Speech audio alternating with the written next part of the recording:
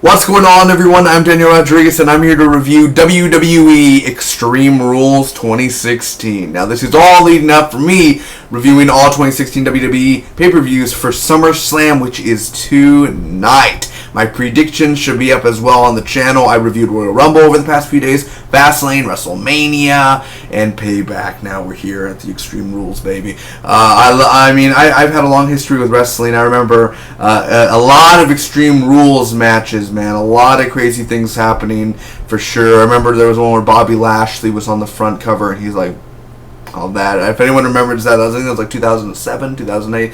A lot of cool memories, a lot of cool things. But this match, I mean, the main event of this Extreme Rules, AJ Styles, Roman Reigns, fucking perfect. Let's get right on to it, baby. Let's get on to just everything that happened here. Recap and review. Thanks for joining me. Let's go. Alright, starting off Extreme Rules, we have Gallows and Anderson versus the Usos.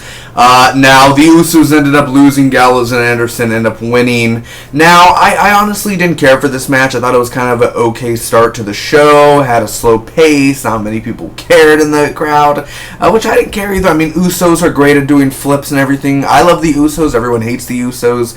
I can't stand Gallows and Anderson. I just can't. I don't care for them, honestly. I don't know why. I don't dig them whatsoever. I just don't get them that much. They're not my fave. I like the Usos. I mean, Usos are my favorite tag team, but neither do I like the New Days either. So they're okay, New Day, but yeah, they ended up losing. There are a few cool moments in there, and but it's sad that the Usos never get to shine that much. So my scale, if you guys don't know my scale for WWE, it's out of a 5. So 1 is shit or bad, 2 is okay, 3 is good, 4 is great, and 5 is awesome. For this match, man, definitely earns a 2 out of a 5, which it's just okay. Next up, we had Rusev versus Kalisto. This match was really good, man. I enjoyed this match. Rusev, man, very, very big guy. Rusev, yeah. Kalisto, man, going at it, man. He had a back injury, actually, weeks before on Raw, which, again, I just got back into Monday Night Raw last week because they came to my city, and now I bought the WWE Network, and because, remember, I took 2 years off of wrestling, and I watched, like, 8-9 years straight of wrestling. That was my life, and then I took 2 years off, and now I'm back, and I'm ready to get back at this, man. So that's why I'm watching all pay-per-views, to get back into the mood and the mode again. And, well, Kalisto had a back injury and all that, so Rusev went a lot of damage on Kalisto's back in the match. I remember he fell hard right on that, like, the end of the ring and the metal, and it says Raw like on the side of the ring and all that, so it was pretty crazy. Kalisto ended up losing because Rusev always wins somehow. I don't see how that's fair for a smaller person to go against Rusev. I guess he didn't go for his legs and all that, but definitely it was a good match, man. They had some good energy in there. Rusev went a little crazy. Kalisto ended up doing some cool flips there and taking Rusev down every now and then, so 3 out of 5. After that, we have the New Day versus Vaudevillains, and what I wrote was on my journal and everything when I write the review and all that. I just said, just no, no. This match was just, yeah, it had okay moments. I don't like the New Day a lot. I like some things that they do. Big E's pretty talented and everything, and they're cool. I guess I'm just getting tired of Kofi Kingston every time coming out and whatever, every time doesn't it get old for them after a while? They've been doing it for a long time. Anyway, so they do that and everything, and Vaudevillains are just a joke, so that's not happen. Obviously they'd lose. So the thing is, that's what I hate about it. Like, oh, they're facing the Vaudevillains, we already know who's going to win. So, you know what I mean? Like, it's so predictable. So I have to give it a 2 out of 5, man. It's okay. It was just an okay match. New Day kicked their ass, which is kind of enjoyable to see the Vaudevillains get fucked. Next up is one of the best matches to come out of Extreme Rules. It's a fatal 4-way for the Intercontinental Championship. Is Kevin Owens versus The Miz versus Cesaro versus Sami Zayn. And this match went nuts. I love this a lot. It's a great match, man. It's amazing. At times, Kevin Owens went on it. Sami Zayn, this is what I'm talking about, dude. Them going back and forth. When it's just Sami Zayn and Kevin Owens, at each other? No. But when there's people in the ring and there's other fighting and everything, that's where they go intense and brutal. And Extreme Rules, it was awesome for that. And Cesaro and The Miz, they have their history too. I thought it was awesome. Cesaro definitely kicks ass, man. He's awesome. Sami Zayn's awesome. Kevin Owens is awesome. The Miz, well, when he says awesome, yeah, he's been around for a long time, all right. So he's good. He's fine. He's not amazing. He's not awesome as he thinks he is. But anyway, the winner from the match, I have to kind of look at that, was The Miz. Again, The Miz ends up winning, which is something that I kind of found a little disappointing. How Kevin Owens, or it's again, he wins Intercontinental Champion. He's still the same champion. That's something that's kind of very disappointing there. He kind of had the time, because I think he ended up. Sami Zayn ended up getting down, and Cesaro and Kevin Owens were kind of out and down on the side of the ring, so that happened. But overall, I mean, so much energy back and forth. They kind of went at it both hand in hand, and that was fun. So 4 out of 5. After that, we were welcomed into the Ambrose Asylum, which is Chris Jericho versus Dean Ambrose in the Ambrose Asylum, which is like a steel cage match, but you have a bucket and fire extinguisher and thumbtacks and so much more. So it was crazy.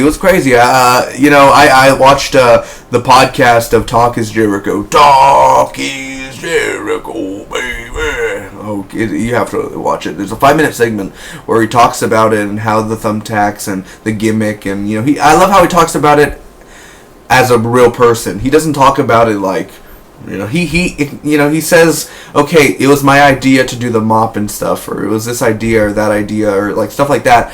As he's not talking as Chris Jericho the character, he's talking as like, okay, this is how we made the match go, and me and Dean Ambrose and like they're friends in real life. That's how he talks about it. Like, he's not in character, he's out of character, and he's being real and honest about it. That's what's amazing about it. Anyway, it was a fun match, man. It was a good match. It wasn't great. Kind of disappointed with a few things that went on. Kind of slow at times. Jericho, let me out. it was you can't stall that much. But the thing is Jericho was scared of Dean, and then Dean was down. Chris had enough time to leave the match if he wanted to leave, and then Dean ends up kicking Chris's ass, and then he tries to escape again, and then Dean gets down, and then Chris ends up staying in the match. It just back and forth with that kind of didn't make sense there. But overall, Chris Jericho ended up losing. He went on thumbtacks. He had 69 thumbtacks in his body, which, lucky for the Jericho, man. Overall, a 3 out of 5. Next was Charlotte versus Natalya. And I thought this match again was just another okay match. It didn't have that much spice to it, not much energy. I like Natalya, but I don't think she's an awesome wrestler as much. She's not that great, I guess I should say. Charlotte's a better athletic person. Sorry, Natalya. I mean, you're awesome. You don't get me wrong. You could do you could do things in the match. Don't get me wrong. Do more than what I could ever do, but still, you just don't have that that energy, and like that. Just Becky Lynch is a little faster. Stuff like that. I'm not trying to be mean. I'm just saying honestly, it's true. You're not the best. Neither, CM Punk said he was the best. Didn't mean he was the best in the world. He's just the best at the moment. But Jericho, all hell Jericho, best person in the world. Anyway. Charlotte ended up winning because she couldn't have her dad out there or something, woo! So she ended up having, like, Beck or something. Like, she had another diva come out, and then that diva ended up costing the match for Natalya. So 2 out of 5. And next up, our main event for the WWE World Heavyweight Championship, Roman Reigns versus AJ Styles. This match was off the hook. It was amazing. It was awesome. I loved it a lot. It had so much strength, so much energy. They kept on going back and forth. This was the match we wanted, man. The match at Payback, I didn't care for it. It was okay at most. It wasn't that fun. Really slow. They went everywhere in the arena in this match, dude. Roman Reigns had so much energy, and I at times I was going for Roman. At times I was going for AJ Styles, and it just went back and forth, and they went through tables and I think chairs, and I mean so much shit went on, man, and it was just perfect. It's a 5 out of 5 for me, man. I love this. This is the best match out of Extreme Rules right there. It was fun. It was exciting. It had the energy. It had everything going on for it. It was just was perfect in every way that I can think about. AJ Styles put up a fight, Roman Reigns put up a fight, but at the end, Roman Reigns ended up getting AJ Styles at the end. And, well, I like Roman Reigns, I love AJ Styles, so it kind of goes hand in hand where I can't be really angry. I kind of wish AJ Styles would become the champion, but hey, Roman Reigns retains it again, so that is a 5 out of 5.